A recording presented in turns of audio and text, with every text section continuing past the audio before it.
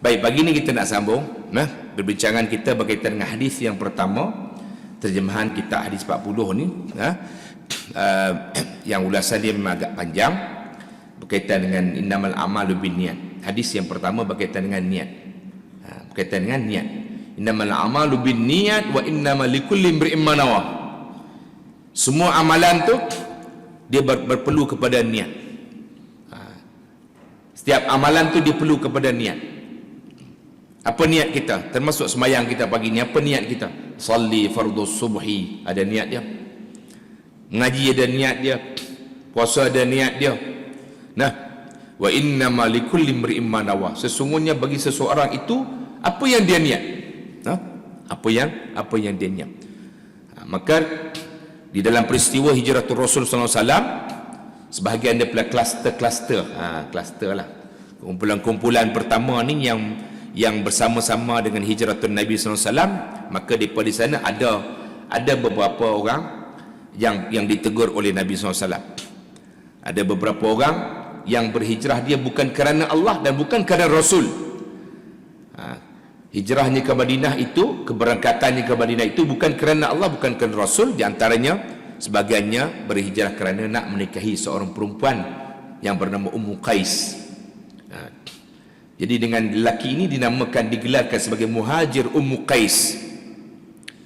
Penghijrah, orang yang berhijrah kerana Ummu Qais, maka digelar sebagai muhajir Ummu Qais. Kerana Ummu Qais tu kata, kalau hang nak menikah dengan aku, hang kena hijrah sekali. Kalau tak, kan, bye bye, goodbye, kan. Saya cari hero lain di Madinah. Banyak hero-hero yang handsome, di Madinah, hidung macam-macam Arab kan. Oh, dia kata tak boleh, mana boleh kan, ngorat lama dah, kan, duk can lama dah. Akhirnya diikut sekali. Jadi sebab tu Nabi memberi peringatan kepada para sahabat dan juga kepada kita supaya kita berhati-hati dalam kita melaksanakan niat kita ketika kita melakukan ibadah kepada Allah Subhanahu Wa Taala. Jadi dalam tajuk kecil ini, muka surat 65, tajuk kecil dia apa? Sebab-sebab yang merosakkan amal.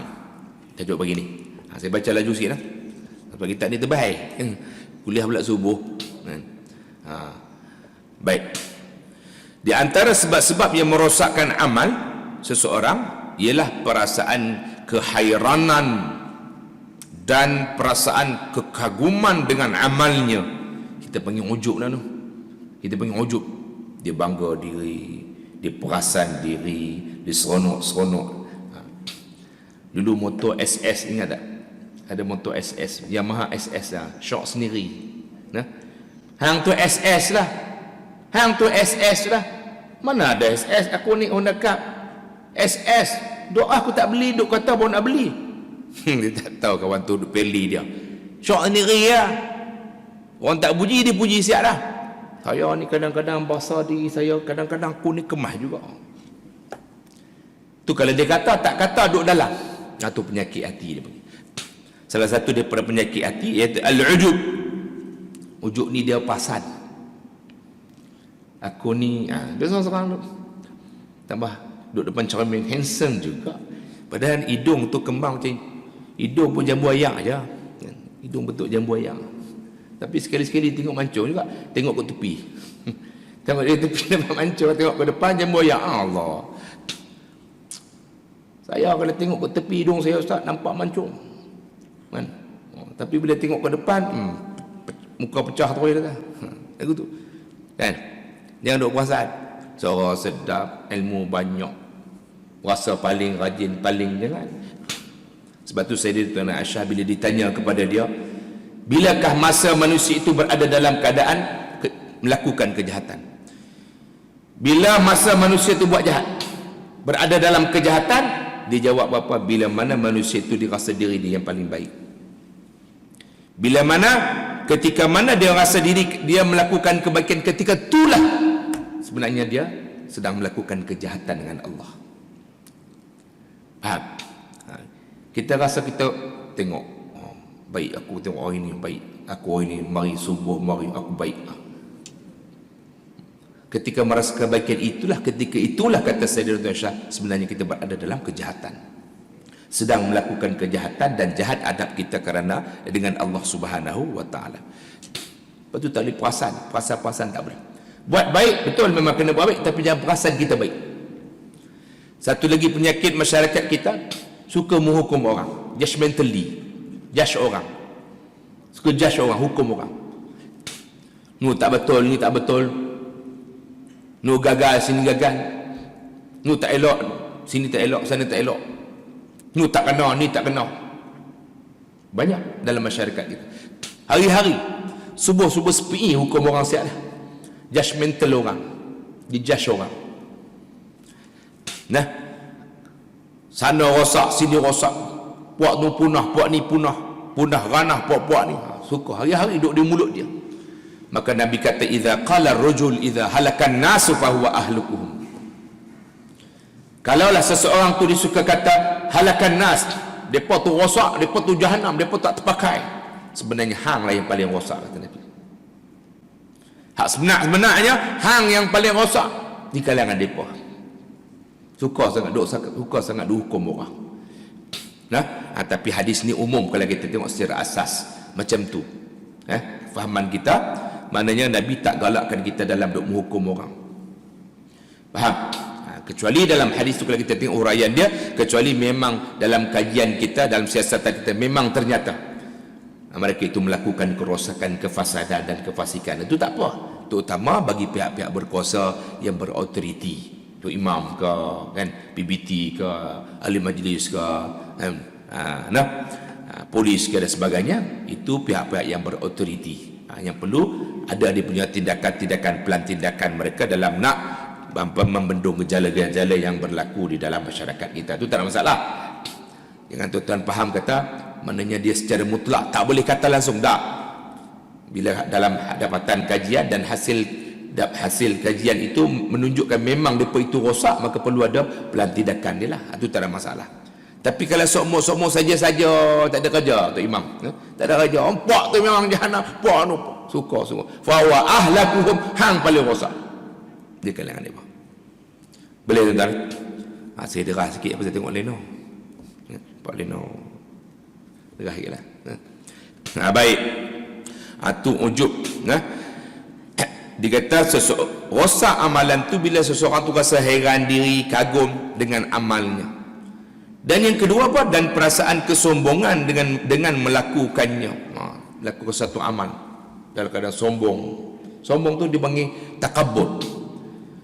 Dalam sebuah hadis riwayat daripada At-Tabarani, Abu Hakim dan Abu Daud daripada Abu Hurairah, al-kibru man batara al-haqqa wa ghamata an-nas.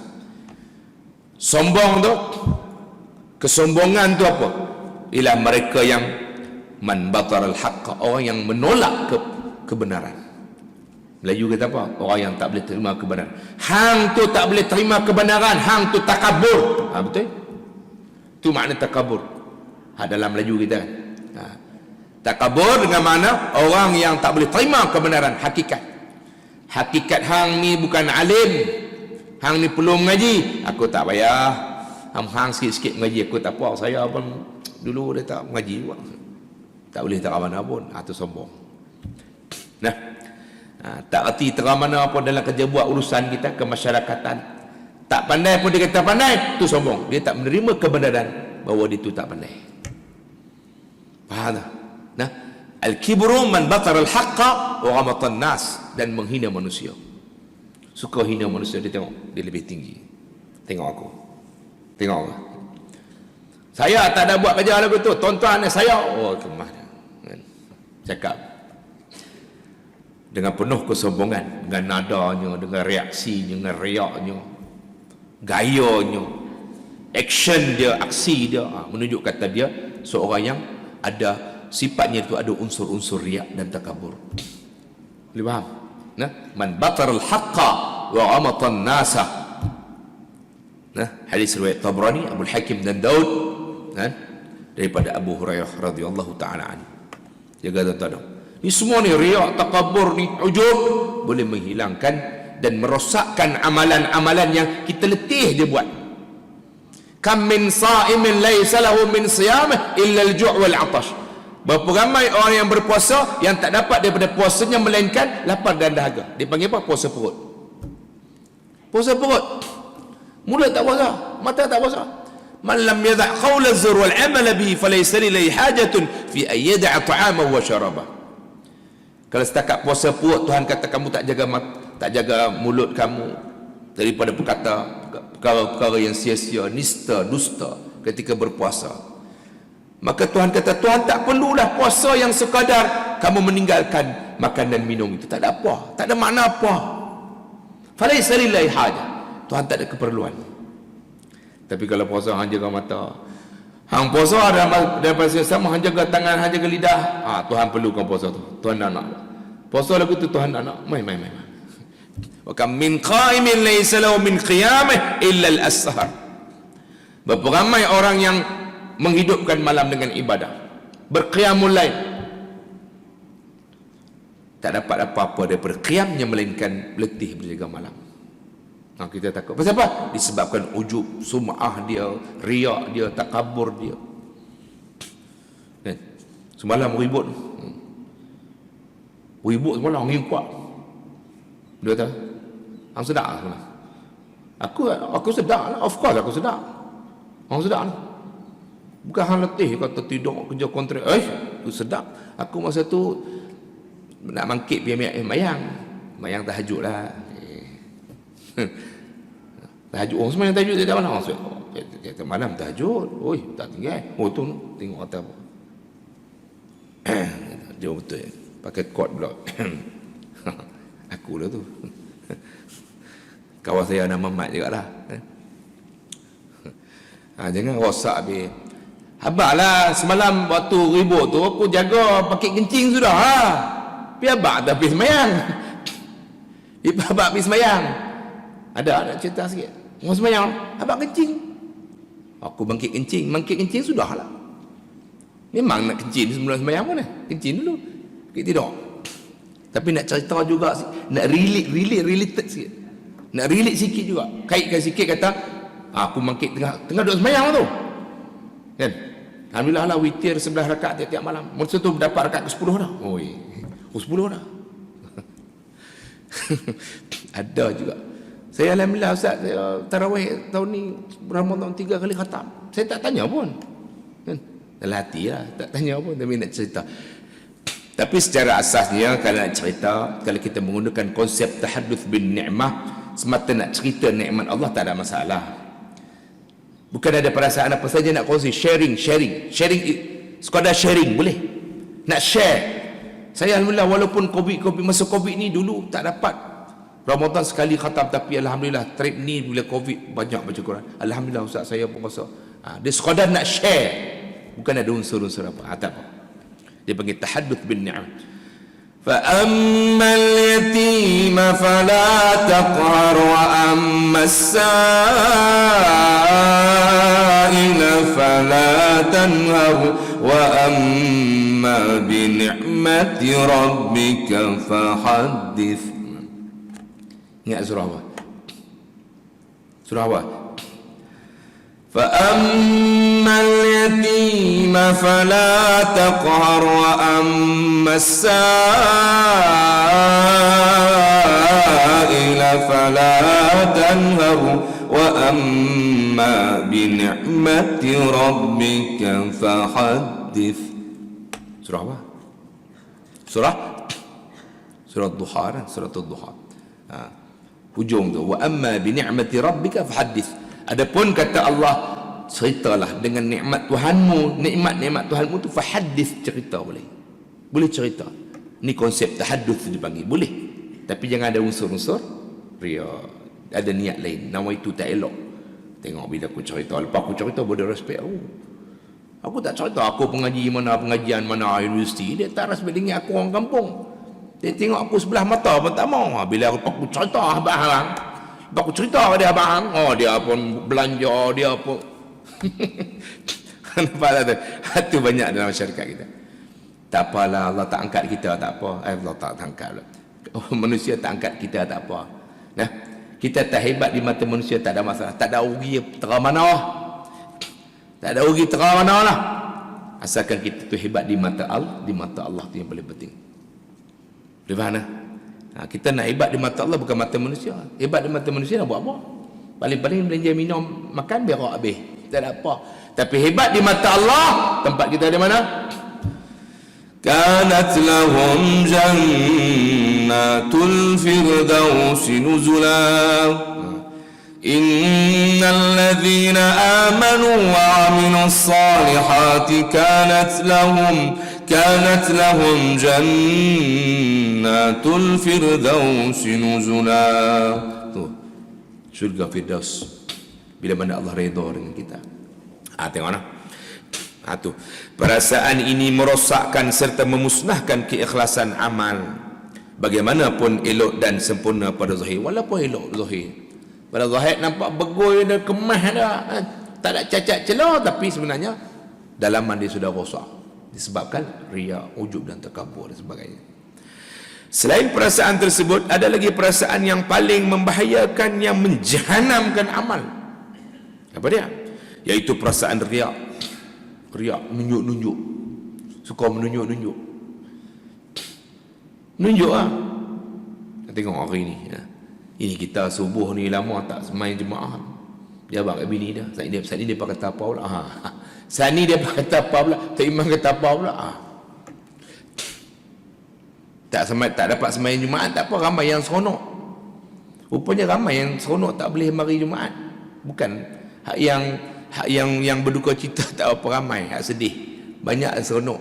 Boleh tak minta ada temu tak tulis surat kat Menteri Agama dia? Boleh tak fatwa tak boleh semain Jumaat diteruskan sampai bila-bila? Ada pendapat khilaf.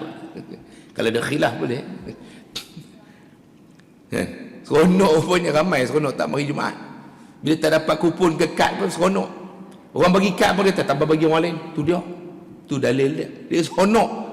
Dah biasa ustaz tak main Jumaat jadi seronok pula. Relax tidur waktu tu. Ni gilir hang ni dapat bagi kad lah. Kad giliran. Tak apa. Bagi ke orang lain. Rupanya seronok tak main Jumaat. Kalau boleh fatwa tak main Jumaat tu, kalau boleh sampai bila-bila. Kalau boleh dah. Kalau ada khilaf mazhab ada tak? Boleh kata mau main Jumaat sampai bila-bila? Boleh. Kena tidur depan masjid tu. Tidur tepi tu. Tu. Tidur depan masjid di bawah. Boleh. Tidur sampai bila-bila. Tu nah. Jadi riak ni asas dia apa? Amalan dia nak tunjuk ke orang. Saya korban tu masjid bawah. Masjid 10, masjid saya 20. Tengok kita kena tunjuk ke orang. Kata masjid kita paling aktif di Kedah. Masjid Langkawi saja dapat, mana boleh tak? Masjid Temoyong kata. Pengurusan terbaik negeri Kedah. Masjid Temoyong, tempat saya kuliah kat tu. Ada juga program di situ. Program di situ di Masjid Temoyong bulanan ataupun di jemputan lah. Masjid Temoyong pengurusan terbaik, semualah dari semua segi. Urusan jenazah, urusan infak semualah. Nak yatim miskin, ibu tunggal diuruskan oleh masjid terbaik di Kedah, Masjid Temoyong. Tapi seronok kita kena kekalkan momentum kita, performance kita supaya orang nawaitu kita buat yang terbaik tak ada masalah. Tuhan memang suruh buat yang terbaik, tapi nawaitu kita tu kena jaga. Jangan kerana manusia, kerana Allah. Sebab apa bersih? Allah suruh bersih. Sebab apa kena buat kemah terbaik, pengurusan terbaik, sistematik? Sebab Allah suruh, bukan manusia suruh. Bila kerana manusia, sebab orang puji, habis jahanam. Itu kata jahanam, letih. Hebatlah masjid apa? Dapat apa? Orang puji, lepas tu habis orang balik tidur. Lepas tu kita tak dapat apa, bukan dapat juta-juta pun. Lepas tu dapat puji dah balik, tak ada apa. Punya tak ada apa. Makan puji tu, makan puji. Ingat tak? Tu contoh dah. Riya. Sayyidina Umar pernah berkata kepada Muaz bin Jabal yang sedang menangis. Sayyidina Muaz bin Jabal, a'lamun nas bil halal wal haram, Muaz bin Jabal. Di antara sahabat yang pakar dalam bidang hukum hakam, dalam bidang fiqh. Dalam bidang fiqh, Muaz bin Jabal. A'lamun nas bil halal wal haram. Orang yang pakar tentang hukum halal haram, Muaz bin Jabal. maka Nabi lantik jadi gubernur di Yaman, Mu'adh bin Jabal. Hebat dah. Sini Umar tanya, pasal apa? Pasal apa hang duk menangis? Dia sedang duk menangis. Sini Umar dia katalah, kenapa hang menangis? Jawabnya, kerana ada hadis yang aku telah dengar dari Rasulullah yang mengatakan bahawa yasirul riya syirkun, sedikit saja riak pun jadi syirik dah. Riak ni ada sikit pun jadi syirik. Syirik apa? Syirik yang kecil. Syirkul asghar, menyekutukan Allah, tapi bukan syirik akbar tu. Sebab syirik ni ada dua, syirik besar, syirik kecil. Syirik besar lah, sembah berhala lah. Syirik kepada Allah dalam penyembahan kita, duk sembah selain daripada Allah, tu syirik. Yang ni dia menyekutukan Allah dalam ibadah, dalam niat dia, kerana Allah pun dia niat, kerana dunia pun dia niat, dua niat. Syirik dalam ibadah dipanggil syirik juga, tapi syirik kecil. Asyirkul asghar. Syirik asghar ni kita buat hari-hari, hari-hari seumur duk ada. Apa ni? Iaitu riya tu. Salat tadi ni kerana Allah pun ada, kerana nak tunjuk manusia pun ada. Syirik. Apa makna syirik? Menyekutukan, menduakan Allah dalam ibadah kita, dalam niat ibadah kita. Itu makna syirik asghar. Kerana Allah pada, kerana nak tunjuk ke orang pada. Itu dia panggil syirik. Nah, tuan-tuan kena jaga, sama-sama kita jaga, sama-sama. Nah, Haris Al-Muhasibi, siapa dia? Di bawah dia kata nama penuhnya Haris bin Asad Al-Muhasibi, seorang ulama di Baghdad, wafat pada tahun 243 Hijrah. Ini terkenal, seorang tokoh ulama tasawuf yang terkemuka. Ni Haris Al-Muhasibi. Dalam kata-katanya yang masyhur, disebut apa? Khiyaru hadhil ummah alladhi la tushghiluhum akhiratuhum an dunyahum wala dunyahum an akhiratihim. Sebaik-baik umat ini ialah mereka yang tidak terganggu akhirat mereka dari dunia mereka, dan tidak pula terganggu dunia mereka daripada akhirat mereka. Itu umat yang terbaik. Ini seorang tokoh ulama tasawuf terkemuka di kurun yang ketiga, asal daripada Baghdad. Haris Al-Muhasibi ini terkenal sebenarnya. Tuan-tuan jarang dengar nama dia, tapi dia popular di kalangan ilmuwan dan agamawan. Haris Al-Muhasibi. Kurun ketiga. Ya, tokoh tasawuf ulama di kurun ketiga. Dikata sebaik-baik umat, dia kata khiyaru hadhil ummah, orang sebaik-baik umat, yakni orang yang tak terganggu akhirat dia kerana dunia dia, dan juga tak terganggu dunia dia kerana dia akhirat mereka. Diseimbangkan antara dunia dan akhirat. Faham? Ketika buat amalan-amalan urusan akhirat dia tak terganggu oleh dunia dia, dan ketika buat urusan dunia tak terganggu oleh akhirat mereka. Tak ada masalah. Ketika cari nafkah dan sebagainya, urusan dunia kita jangan kita ganggukan dengan akhirat kita. Sampai kadang-kadang orang semayang sampai tak pergi kerja, ada juga. Anak bini tak makan di rumah, dia duk kira dia punya konon-konon ibadah lah. Saya mengaji, saya ibadat, tu anak bini tak makan, BP depa. Itu masalah tu. Makan minum tu memang nampak dunia, tapi tanggungjawab kita. Betul tak? Jadi nampak gayanya orang macam ni dalam situasi ni, dia seorang yang ketika itu kita panggil terganggu dunia dia disebabkan akhirat dia. Ada juga. Jadi kesimpulan dia kita ambil yang sama. Bagi apa dah? Dipanggil seimbang antara dunia dan akhirat. Ini kata-kata Haris Muhasibi, tapi bukan dalam tajuk kita. Haris Muhasibi dia kata apa? Bahawa ikhlas itu ialah engkau maksudkan. Ikhlas tu apa? Ni definition of ikhlas lah. Dia bagi definisi dia, ta'rifan tentang ikhlas. Ikhlas tu apa? Ikhlas tu maksudnya engkau maksudkan. Maksud ni mana engkau tuju lah. Engkau tujukan, halakan taat kepada Allah, tujukan kepada Allah, dan engkau tidak memerlukan kepada yang lain. Tuju tumpu kepada Allah, maksud dengan Allah saja. Kita bermaksud untuk Allah saja, sampai kepada Allah, bukan kepada lain. Itu mengikhlas. Tapi kalau cadang 2-3, datang solat subuh ni tujuan dia untuk apa? Sebab tu seorang lagi tokoh ulama tasawuf, zaman nama Dhunnun Al-Misri. Dhunnun Al-Misri juga terkenal macam ni juga. Dan tanda-tanda ikhlas seseorang 3. Tanda ikhlas seseorang tu nak tahu dia ikhlas tak ikhlas, ada 3 tanda dia. Yang pertamanya apa? Yang pertamanya dia dalam amal dia tidak mengharap pembalasan akhirat. Itu berikhlas. Kita mari subuh ni nak pahala, nak anak bidadari, nak kenikmatan syurga. Nah, وفيها ما تشتهي الأنفس وتلذ الأعين وأنتم فيها خالدون. Nah, di dalam syurga tu apa saja yang diingini oleh nafsu kita, semua ada. Wa taladzul a'yun. Nah, oh dia kata kalau betul aku nak kena kuat ibadat, pasal apa? Nak dapat atu, nak masuk syurga. Kurang ikhlas. Ikhlas lah, ikhlas bukan nombor satu lah. Nah, keikhlasan nombor satu. Dia mengharapkan balasan akhirat. Yang keduanya apa dia? Dia apa nama? Dia apa kita panggil? Tidak memandang amal dalam amal yang dia buat. Dia tidak memandang amal dalam amal yang dia buat. Dia tak rasa dia buat.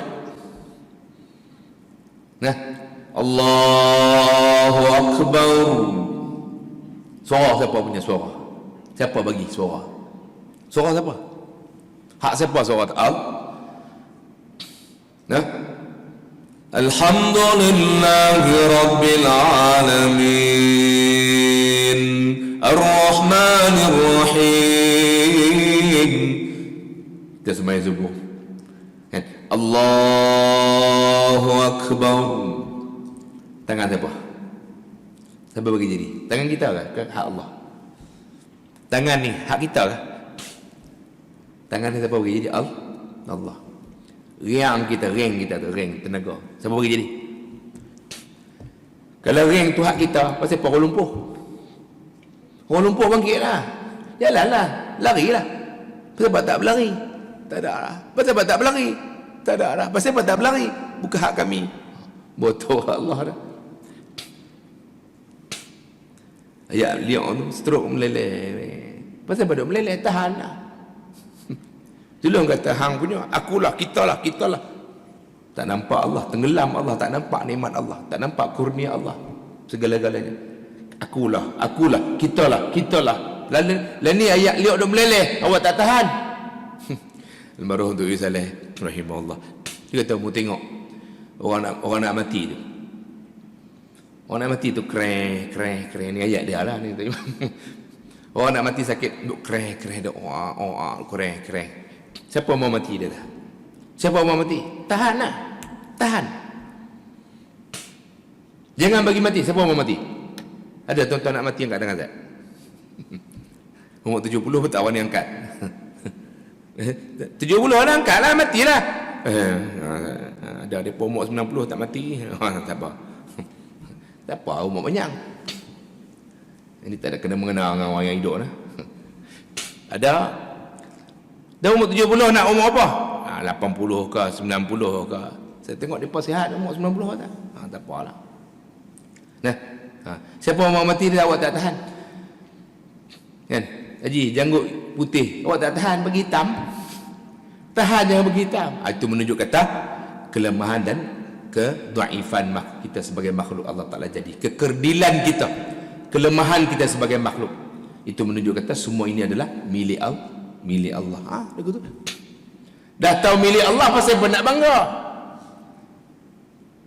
Dah tahu kepandaian kita, kebolehan, kemahiran hak Allah, pasal apa nak bangga? Masa itulah tuan-tuan, kalau kita sedar, kita sedar kata diri, kehinaan diri kita, kelemahan diri kita, ketika itulah baru timbul apa? Satu sifat apa dia tuan-tuan? Ataupun akan hilang ketika itu sifat-sifat yang madhumumah tadi. Tak ada riak. Pasal apa aku nak riak, bukan hak aku. Pasal apa aku nak ujub, bukan hak aku. Pasal apa aku nak sum'ah, bukan hak aku. Hak aku tak apa.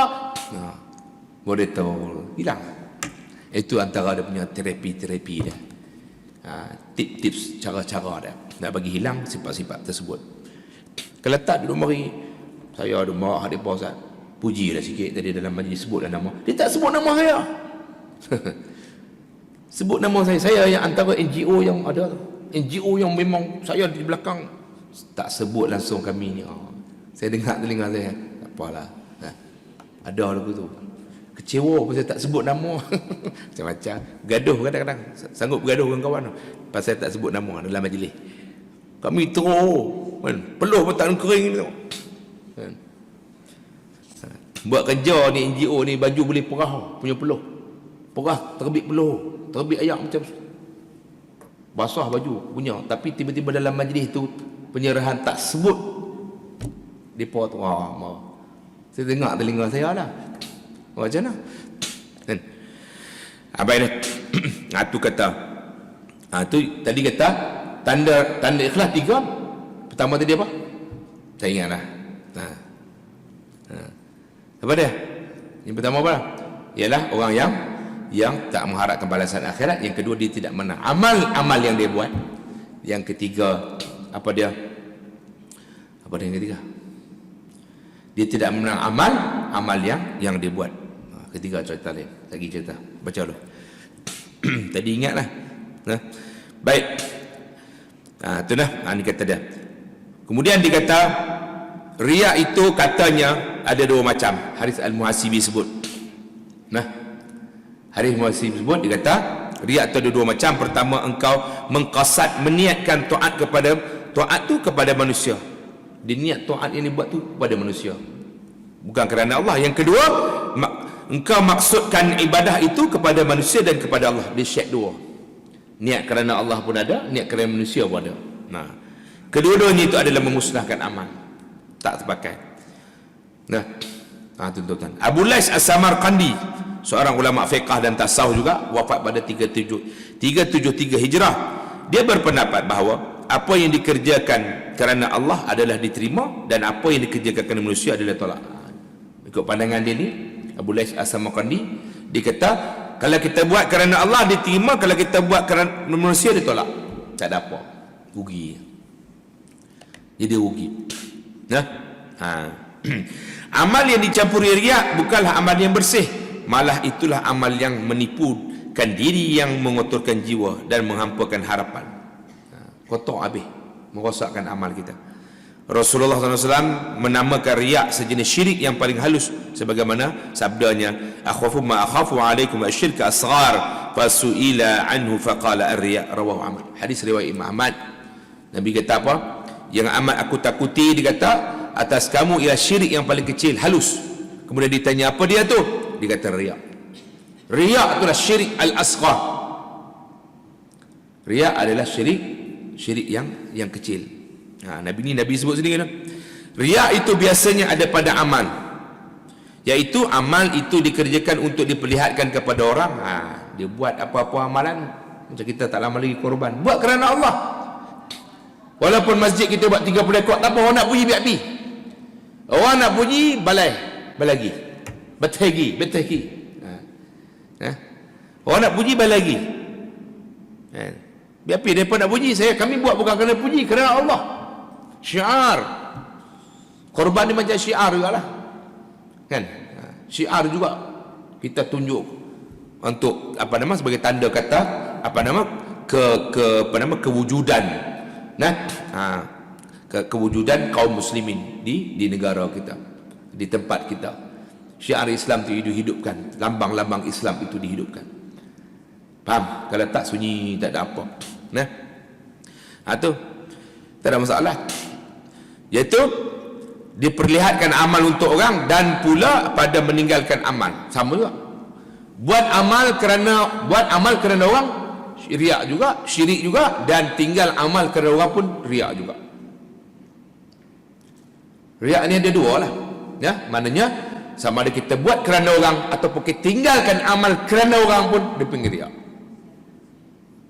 Dia tak buat amal tu kerana orang, riak juga, menunjuk.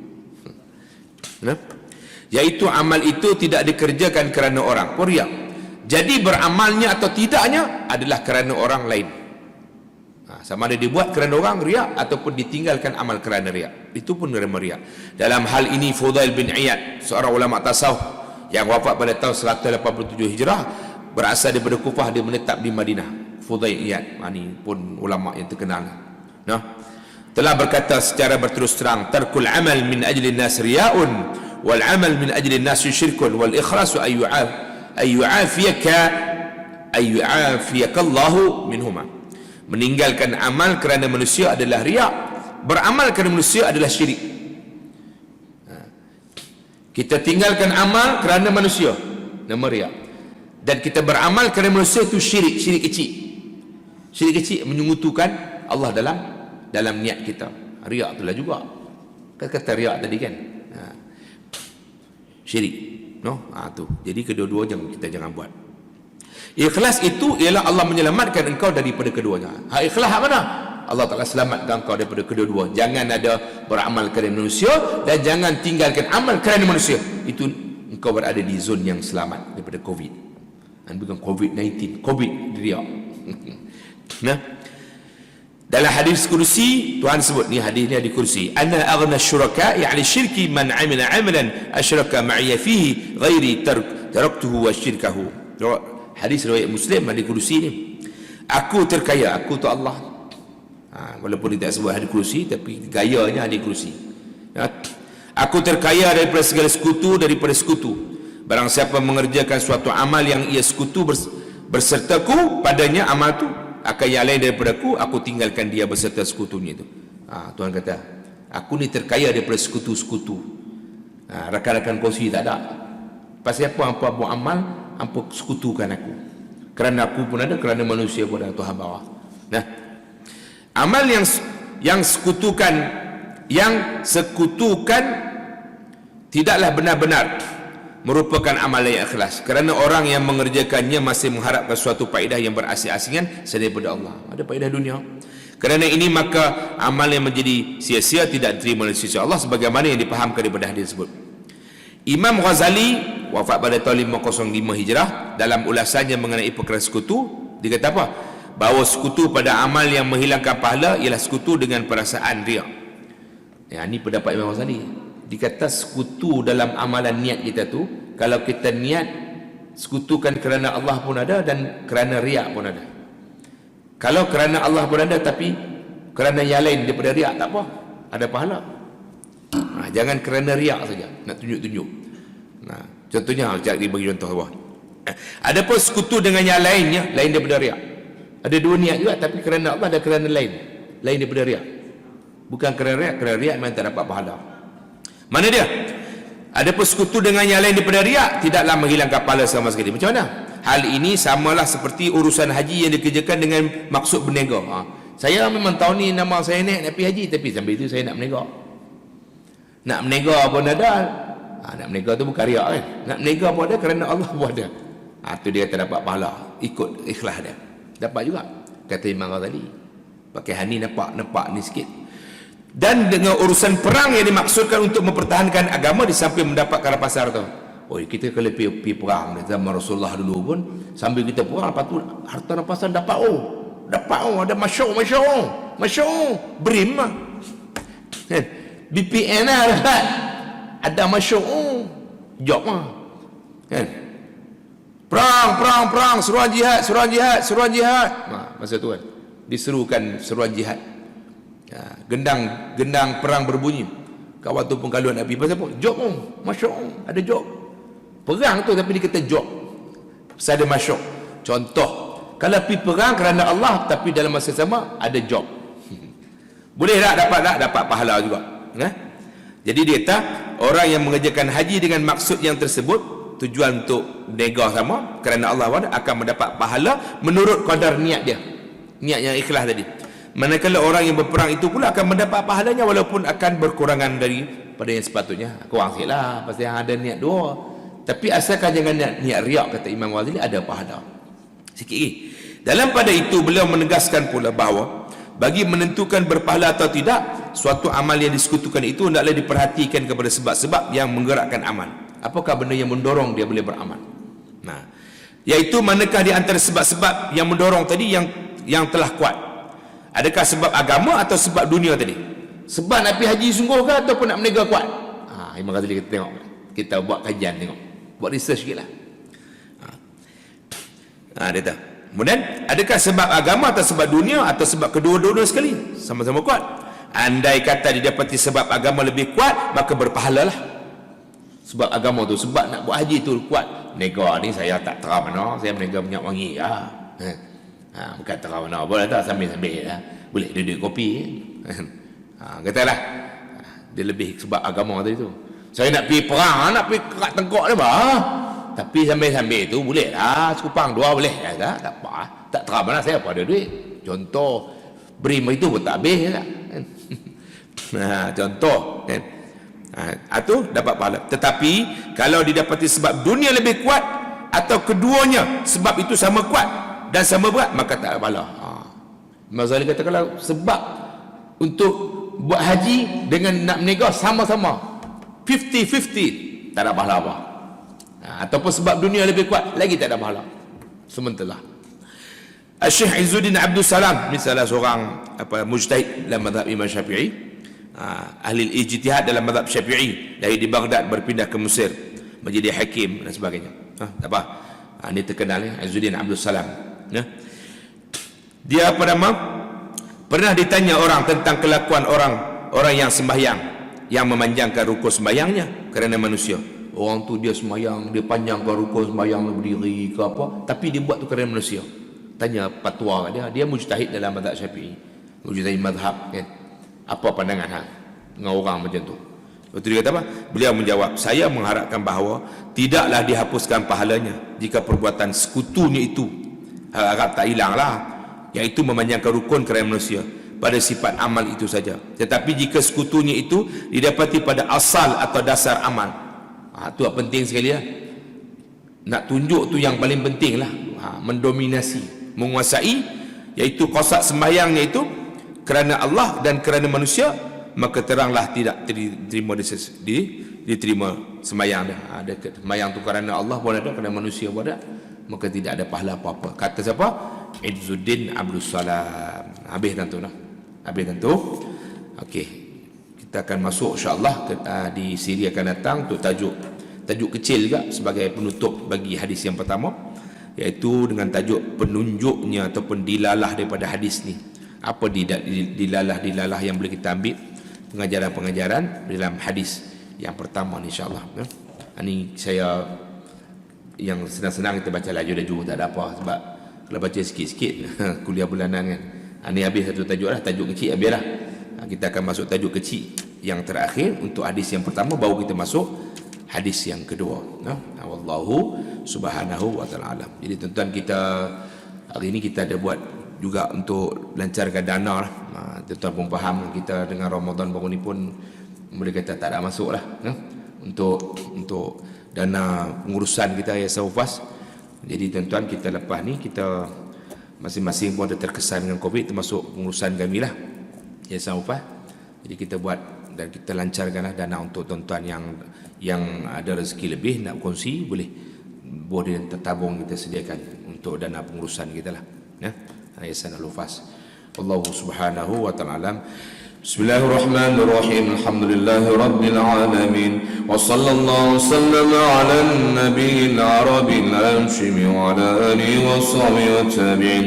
اللهم اجعل جمعنا هذا جمعا مرحوما وتفرقنا من بعده تفرقا معصوما ولا تجعل اللهم فينا ولا معنا ولا من يتبعنا شقيا ولا محروما ولا مطرودا اللهم زدنا ولا تنقصنا وأعطنا ولا تحرمنا واكرمنا ولا تهنا وأثرنا ولا تؤثر علينا وارضنا ورض عنا واعف عنا واغفر لنا ولوالدينا ولمشايخنا ولمعلمينا ولجميع المسلمين والمسلمات اللهم ربنا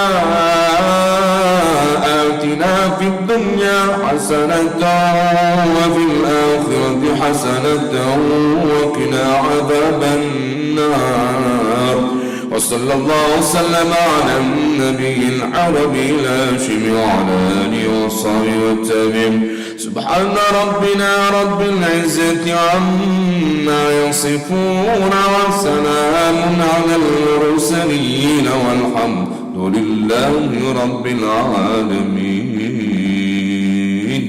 سبحانك اللهم وبحمدك نشهد أن لا إله إلا أنت نستغفرك ونتوب إليك. بسم الله الرحمن الرحيم. والعصر إن الإنسان بخسر إلا الذين آمنوا وعملوا الصالحات وتواصوا بالحق وتواصوا بالصبر. صدق الله العظيم. السلام عليكم ورحمة الله وبركاته.